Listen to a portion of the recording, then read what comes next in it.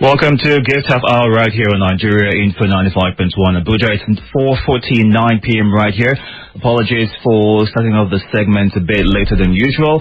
Now, the topic for today is money down the drain, tackling waste in public finance management. And our guest is Senator Shehu Sani, a former lawmaker representing the Kaduna Central Senatorial District in the 8th National Assembly.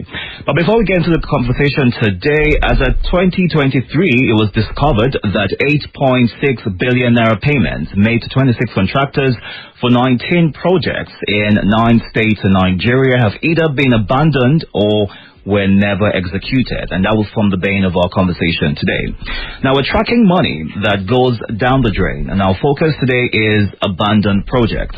According to the Institute of Quantity Surveyors, Nigeria has over 56,000 abandoned projects estimated at 12 trillion naira. These are huge finances that the country should not keep mum on. And what specific instances can we look at to focus on wasteful spending or mismanagement in public finances? What investigations need to be taking or undertaking to ensure that steps are looked into to address this particular issue? Welcome on the show. Good afternoon, sir. Thank you for having me. It's great to have you have this conversation with us today. And talking about abandoned projects and the monies that we've seen gone down the drain, what are your initial thoughts on this? Thank you once again for having me in your program. Well, abandoned projects have been one of the problems of governance in Nigeria. Successive governments have left projects that they ought to have completed within the period of their tenure, but for one reason or another leave it behind. And there are a lot of reasons for this. But basically, it's about corruption. Most governments embark on projects which is presented to the public as developmental. But when you go deep down, you find out that the project is deliberately inflated. And with the collaboration of contractors, you see projects are being slowed down for the purpose of reviewing the cost, and then reviewing the cost after review, until the tenure of the government ends, and then another one comes. And when you have a new government, that project may not be a priority, and then it's left abandoned. Another aspect of it is the fact that some of the projects are virtually not well thought of. It's simply political. For example, you have some steel rolling mills that have been constructed, or mills that have been established in some parts of the country, very far away from the sea. And the raw materials and all those things need to be moved upland. And then when it comes to the issue of the finished product, how does it get circulated? You see, you have problems. Take, for example, another one is the Barrow Port in Niger State. The whole idea of having a port in Niger State is a situation where you have the dredging of River Niger, where boats or smaller ships can move from the Atlantic Ocean to inland.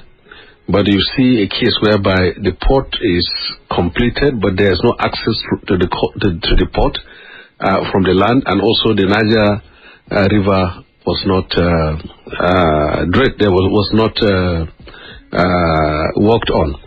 And then the Mambila hydroelectric power has been there for almost over 40 years. And then you find it being stuck in a legal battle between different contractors. And that became an abandoned issue. So there are cases where inflation of contract is the issue.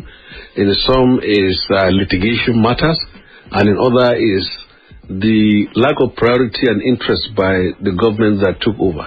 And the only way to checkmate this thing is that government should complete projects they initiated within the periods they are in power. That's the only way to save the situation. Naturally, you say that government is a continuity, but you find out that these are the situations we find ourselves. For example, Katuna Windmill, it was constructed initiated when Umaru Yar'Adua was the governor of Kaduna State. Then he thought of having a windmill that would generate electricity. But after billions has been spent, now it was discovered that there is no enough wind to propel those propellers that will generate electricity. And almost billions have gone down the drain. And the same thing with dredging of River Niger. From my own research, they said about 30-something billion was being spent, given to contractors. Then at a point, it stopped. So when you go through all the catalog of this abandoned project, you will see politics there, you will see corruption there, you will see litigations all there, and until these issues are resolved, they will continue to be white elephants. Now you mentioned corruption, which is a major challenge facing projects being abandoned and not being completed or continued by succeeding governments. But how do you believe that the legislature can oversight some of this project and maybe further strengthen to combat corruption and give room for more transparency and accountability of public funds being used for these projects? Well, you see, 4 years seems like a very long period of time. But my experience in the National Assembly, you'll find out that because of the frequent changes in the membership of the National Assembly, we're always starting from the beginning. Each time you have an election, you find about 90% of senators and 90% of House of Reps members all have to go. Then you have fresh faces.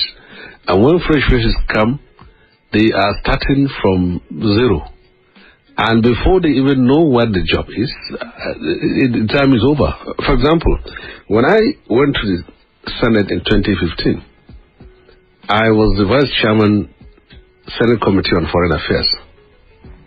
And then I said, okay, one thing we should do is, Nigeria has been almost 80% of our embassies were renting buildings.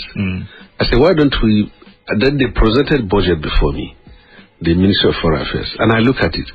It's all about paying rent in Greece, paying rent in Japan, paying rent in Austria. I said, why can't we, at least every year we should buy like 10 houses, so at least we know that we're making progress. Then they said, okay, now somebody initiated that, okay, we should go around the countries and see the embassies. Now, how many countries will you travel to visit to do that? To be able to do that. So you see, in other countries where you have low turnover of new members of legislature, you see, that is where you have continuity. There are times, since 1999, 80 to 90% of legislators are just coming afresh. And by the time they master the job and ready to do something new, and ready to continue with it, the tenure is over. So this has been the case. That's why oversight functions of the National Assembly have suffered a lot. I will give you one example of an abandoned project that is not very far from here. It's the National Library. The National Library was, the foundation of the National Library was initiated by Shehu Sani's government, which is about 43 years ago. And it's still an abandoned project, to the point that we have reached even an era where the new generation are not interested in going into library. They can get anything they want in the palms of their hands. So I can tell you basically, the National Assembly has a role to play. But the problems we have in National, apart from the turnover, is the fact that politics takes so much heat and so many things there. And also in terms of how committees are constituted. When people get elected into the National Assembly, the Senate President or the committee that is set up to share committees supposed to look at your resume. If you are a person who maybe once played for Nigeria and then you find yourself in National Assembly, at least you'll be chairman committee on sport. So being put in the right spaces to champion causes. The square hole is square. Now, let me tell you, the problem you have there. In 20 seconds, we have to run right now. Okay. In 20 seconds. The problem you have there is that nobody wants to, no journalist will go to National Assembly and want to be sent to Committee on Information. He wants to go to oil and gas. No human rights activist would like to be sent to Committee on Human Rights. He wants to go to insurance. So these are the issues that confront National Assembly, and they're able to do it. We can go on and on with this conversation, but it's a great place to leave it because we are currently pressed for time. But thank you so much for coming on the show today to talk to us about abandoned projects. And we're hoping that in good time we'll get more of your thoughts and be able to have the government accountable for these projects and hopefully have them completed in good time. But thank you so much for coming through today on the show. Thank you. So join the calls and be part of the conversation by OrderPaper. Do all to reach out to them on social media, which is X, Instagram, and use the hashtag crowd out corruption and just be a part of the cause. If you'd like to volunteer with them, reach out to them on these platforms as well to get started.